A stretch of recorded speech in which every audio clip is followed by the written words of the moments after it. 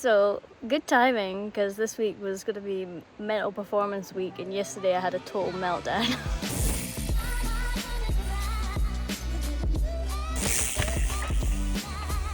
So it's no secret that the mental side of racing and performance is such a huge component to success. It's often not very clear where to start. So today we're going to be looking at managing stress, we're going to be looking at motivation and taking you through some of the things that you can control to give your best on race day. Stress management. I have not managed my stress very well in the past, to the point of absolutely burning out and having to pull out of race season because of it. So I want to share what I learned through that, and just how I now manage my stress levels better so that I can turn up more sustainably. So the first key thing is understanding that we've got all of these different stressors on the body. For example, physical stress, emotional stress, mental stress, and then one that's often overlooked is like the health and immune stress. Now, there's going to be 10 billion other ones, but these are just the ones I'm going to focus on. So, all of these are different stresses on the body, and it's often thought that they're in their own little boxes. You're like, oh, I've got this much emotional stress just now. Mental stress is a wee bit high, but my health and everything's all good. Like, I'm not fighting any illnesses or got any infections or anything like that. So because all of those levels are pretty good, it means I can just stack this physical stress up and it'll be absolutely fine. However, that is not what is going on, because your body cannot actually tell the difference between all of these stressors and processes them all in the same way. So your stress box actually looks more like just one big bucket, and all of those stressors get poured into it. So what your stress levels actually look like is, okay, so emotional stress, all good. Got a bit of mental stress, which is then stacking up on top of that. Even though your health stress is lower, it's still in there. And then what does that mean when you throw all this physical stress on top? Well, you just have absolute overwhelm. It means your body's going to start pushing way beyond what it's able for.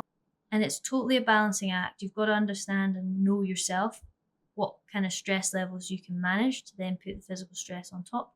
But the key here really is making sure that your basic life needs are all calm, all sorted, and all good. And then you can really start to put in some really hard, good quality training on top of that. Now, how do we manage our stress better? Well, you need to find ways that refresh you, things that bring you back to life. And maybe that is biking.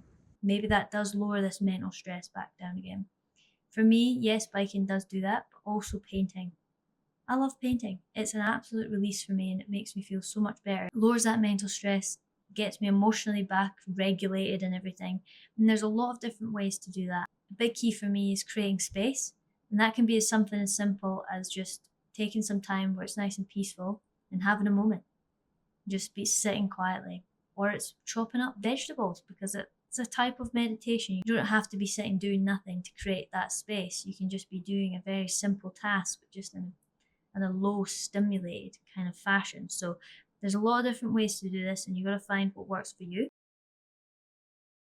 I've been living out of a bag for 4 months, and my life is just generally unstable because I've not got a job, I don't know what I'm doing with my life. There's a lot of kind of unknowns floating around. And then when I'm living out of a bag and I don't have an actual home or a steady base, yesterday I just cracked. And that packing is something I find really, really difficult. I've got a dyslexic brain. I can read and write relatively well, but it's the organisation and packing thing that just gets me every single time. It takes so much energy out of me.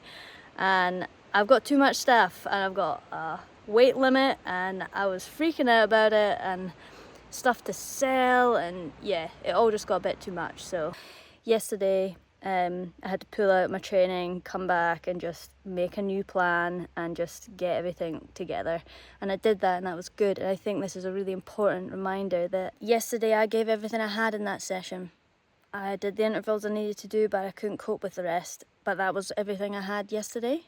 And so I still turned up, I still did some training, so that's still part of working towards that goal. I want to be under 7 hours. What does that mean? It means I need to turn up consistently to training.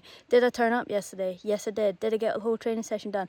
No, I didn't, but I did what I could yesterday. And that's the same for today. I went and did an interval. Was it the best ever power I had? No, it wasn't. But did I do everything I could do today? Yes. Okay, that's all you can do. And trying to be as kind to yourself as possible is really crucial in this, because that's what makes training sustainable. If you beat yourself up about every single session you do, you're just going to end up in a hole. Training's going to become a horrible thing to do, and it's going to be a negative experience. So by being kind to yourself and just being committed to coming out and giving everything you have on the day, that's all you can do. And if you just keep doing that, you'll keep making progress. So A pretty timely example of just being overwhelmed with stress, but actually successfully managing it. And it's really crucial to keep that kind of mindset. I don't always get it right. I'm always learning, but learning what's important to you and how you work best is key to this. So giving hopefully that little bit of insight has helped you be able to manage your training better and manage your stress so you can turn up every day. Keep on keeping on. For a lot of people, exercise is almost a choice, and building that habit can be very difficult. But I think it's coming in with a realistic expectation that not every day you're going to feel good.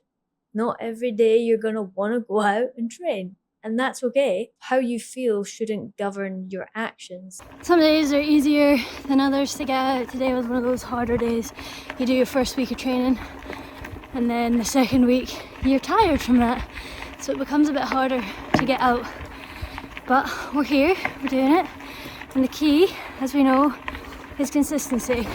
So even when I'm not feeling it, I generally try the session, and usually my body comes round, but I do listen to it. And if it's not coming round, that's when I go, okay, this session is going to do more damage than it's worth. But I think it's always good to get out and try first, but equally as important to listen to your body. If it's not responding, don't push it. Give yourself some rest, especially if it's been hard to get out in the first place. So yeah, little hot tip. Now, a couple of hacks that I use, I listen to music sometimes. Some days you just need music and that just keeps you going. Also, for motivation, having a really clear goal for what you're trying to achieve is really important. And that can just be for each session. So, for example, there was a day that I was struggling to get out, and I set myself the challenge of doing 2,000 meters of climbing. I knew that this would give me the volume that was the ultimate goal, but it also gave me a good challenge to stay focused because I was keeping an eye on how many climbs I was doing and how the meters were coming in. And yeah, it made that session like really fun. And so having little goals for each of your session and knowing why you're doing it really helps with the motivation as well. And then celebrating after every session you do, just being like, just really acknowledging like, nice, well done. Like, that's another log on the fire. That's another step closer to our goals. Like, that is absolutely awesome because ultimately on race day, you've no idea how it's going to go. So, by making the most of every session as an opportunity to just be like, nice one, like, we nailed that, allows the journey to the end goal to be a lot more enjoyable.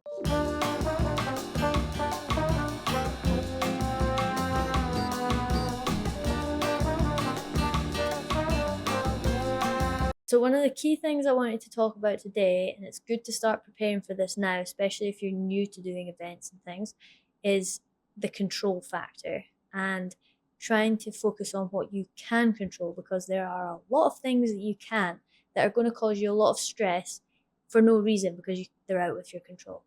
So, one of the examples I have, especially for mountain biking because it's an outdoor sport, is weather. And maybe on race day, it's going to rain. So what does that mean? Maybe it's something that causes you a lot of stress because you're not such a strong rider in muddy conditions. And it's like, oh my gosh, what am I going to do? It might rain, And if it rains, then it means this, and this, and this. And your brain's already started to just go down all the things that could possibly go wrong if it does actually rain. You can't control the weather. Unfortunately, we're not Mother Nature, and we can't just turn the sun up and turn the rain down. So it may rain. So how can you do things within your control to be best prepared for that? Okay, so I'm not such a strong mud rider. How can I make myself as comfortable as possible if it does rain? Okay, well, you can bring some good tires with you. Make sure you've got some spare mud tires so that you can put them on and you can feel as comfortable and confident as possible. On race day, if you wake up and it's not the weather you're expecting, or it's the race weekend and you were not expecting X, Y, or Z, that can cause a lot of stress. And as we know, stress takes away from the performance. So the more you can do now to think of the things that may possibly go wrong and have preparation points in place, the better you're going to be able to turn up on race day. Over the course of the next few weeks, we're going to be doing little tips at the end of each video for little mental performance builders, basically. So last week we talked about why and really understanding your why, because that comes back to everything. And so this week, what I want you to focus on now is noticing your thoughts. So when you're training, before you're training, after you're training, and just generally throughout the day, notice how you're thinking. Notice what you're saying to yourself. Are you being kind to yourself? Are you not being so kind to yourself?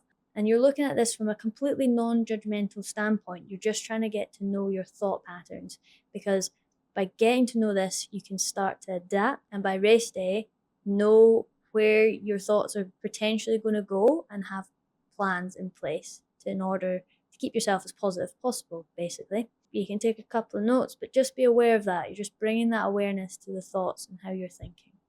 And then next week, we'll be back with the next step. So thank you all so much for watching, commenting, liking, everything on the video. It's just been absolutely awesome. Last week we asked you what your training tips would be, and we've had some really awesome ones. So many people came back, but these are two of my favourites. So Brondu Drinker, never was a great mountain bike racer, but was nationally ranked in kayak. My advice is train heavy, race light. Train on gear heavier than you raced on. It makes it feel like you have more strength and impacts your mental game on race day. Find a fast way to get in the flow state and stay there for the duration of the race. You really want to make the event happen on instinct levels of movement and save the brain cycles for random choices. Aim to make everything ready on race day to include intellect, logical mind, emotions, physical body, and spirit, parts of the self. If you can get all four of those in a great place, you set yourself up for the best day possible. Some other things I'm sure you know: course knowledge, dialed gear, dialed food before and during, and a strong support crew that helps you keep in a great place. Panic training might be an indicator of some randomness that you might want to settle down before race day. Yes, I agree, but panic training was really just a title to get people to click on the video. You know, we gotta play the games too. So that was a great comment. Next one was Sales Punk. Made the switch from Enduro to XC Marathon last year. Lessons learned so far. Easy days are more important than hard days. If you go too hard on your easy days, then your hard days won't be hard enough. You can't do zone 2 on the mountain bike. We'd much rather be on the mountain bike, but there's too much variability to train consistently. Don't worry about skills if you're coming from Enduro. Your skills will be so far above most XC racers that you're going to get held up on the descents anyway. Sweet. All great feedback and so many brilliant comments. I love hearing how you guys are getting on, what your goals are, what you're aiming for, and just hearing your insights, so really appreciate it. This week I would love to hear from you about the ways that you keep motivated, because again, I've shared some of the ways that keep me motivated, but I'd love to hear from you because there's a lot of things that work for different people. So can't wait to hear from you, and we'll see you next week. Thanks for tuning in.